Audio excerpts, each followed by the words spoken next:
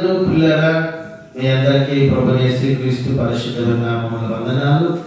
దేవుని యొక్క మహాకృప చేత మీరందరూ బాగున్నారని నేను నమ్ముతున్నాను. ఎందుకనగా మనమందరము కూడా ఆ ప్రభుని ప్రార్థన చేసుకుంటున్నాం కనుక మా కొరకు మీరు చేస్తున్నారు, మీ కొరకు మరి మేము చేస్తున్నాం కనుక మీరు బాగున్నారని నమ్ముతున్నాను.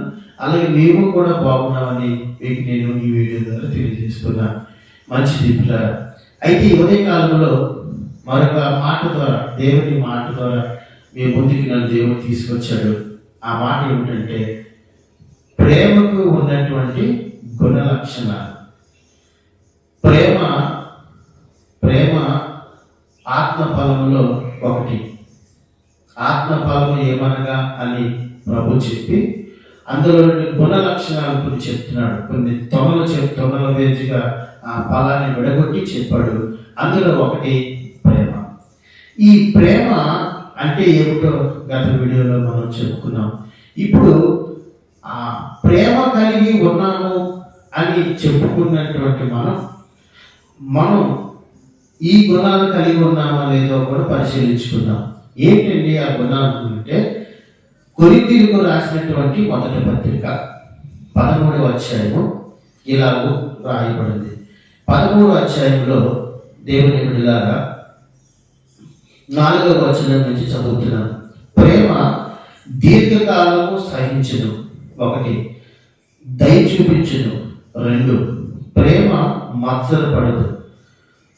దేవుని బిడ్డలారా, ప్రేమ డంబముగా ప్రవర్తింపదు, అది ఉప్పొంగదు, అమర్యాదగా నడవదు, స్వప్రయోజనమును విచారించుకొనదు, త్వరగా కోపపడదు, అపకారమును మనసులో ఉంచుకొనదు, దుర్నీతి విషయమై సంతోషపడక సత్యమందు సంతోషించును, అన్నిటికీ తాలుకొనును, అన్నిటినీ నమ్మును, అన్నిటినీ నిరీక్షించును, అన్నిటినీ ఓర్చుకొనును. ప్రేమ శాశ్వత కాలము ఉండెను. దేవునికి స్తోత్రం కలుగును గాక. దేవుని బిడ్డలారా, మనము దేవుని కృప చేత ఇతరులను ప్రేమించుచున్నాము అంటాం. దేవుణ్ణి ప్రేమించుచున్నాము అంటాం. పిల్లరా, ఇతరులని ప్రేమించుచున్నాము అని అంటున్నటువంటి మనం, దేవుణ్ణి ప్రేమిస్తున్నాము అంటున్నటువంటి మనం, ఒకసారి ఈ గుణ లక్షణాలు మనలో ఉన్నాయా? ఈ గుణ లక్షణాలు ఉన్నాయి.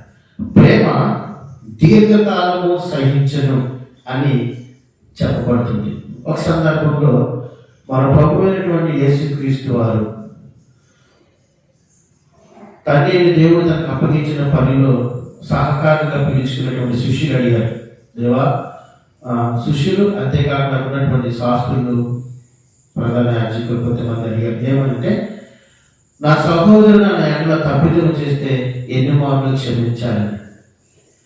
అప్పుడు ప్రభు చెప్పాడు, 7 మార్లు అన్నాడు, 70 మార్లు అన్నాడు. పిల్లల 70 మార్లు అంటే ఏంటి? దాని అర్థం ఏమిటండి పిల్లల? జీవితాంతం. అందుకనే పాత నిబంధన గ్రంథంలో దైవ సేవకుడు మోషే గారి ద్వారా దేవుడు మనకు ఆశించిన మాట చూడండి. 90వ కీర్తన, మన ఆయుష్కాలం, మనందరూ తెలిసిన విషయమే, ఆ మాట తెలిసిన మాటే. మా ఆయుష్కాలము 70 సంవత్సరములు, అధిక బలము ఉన్న 80 సంవత్సరములకు అని చెప్పబడింది. పిల్లరా, యేసుక్రీస్తు ప్రభు దగ్గరికి వచ్చినటువంటి వారిలో కొందరు, నా సహోదరుడు నా ఎడల తప్పిదం చేస్తే ఎన్ని మార్లు క్షమించమంటావు అని ప్రభుని అడిగినప్పుడు ప్రభు చెప్తున్నాడు, 70 మార్లు.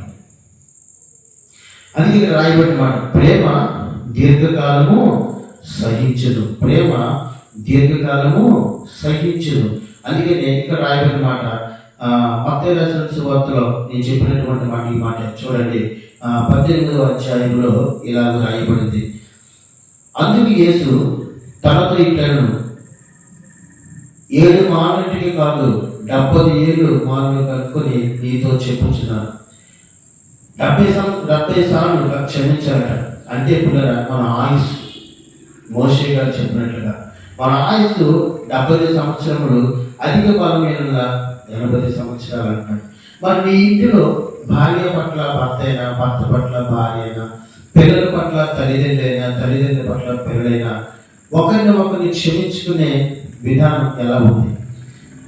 అన్నదమ్ముల మధ్య, తోడుకోడల మధ్య, అక్క చెల్లెల మధ్య, ఇరుగు పొరుగు వారి మధ్య నీవు క్రీస్తు ప్రేమ కలిగి ఉంటున్నావా?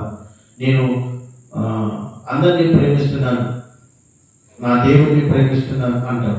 మరి దేవుడిని ప్రేమిస్తే దేవుడు నిన్ను నన్ను జీవితాంతం క్షమిస్తున్నాడు కదా, మరి నీవు అవన్నీ క్షమిస్తున్నావు, ఎంతకాలం క్షమిస్తున్నావు అనే దేవుడు ప్రశ్నిస్తున్నాడు.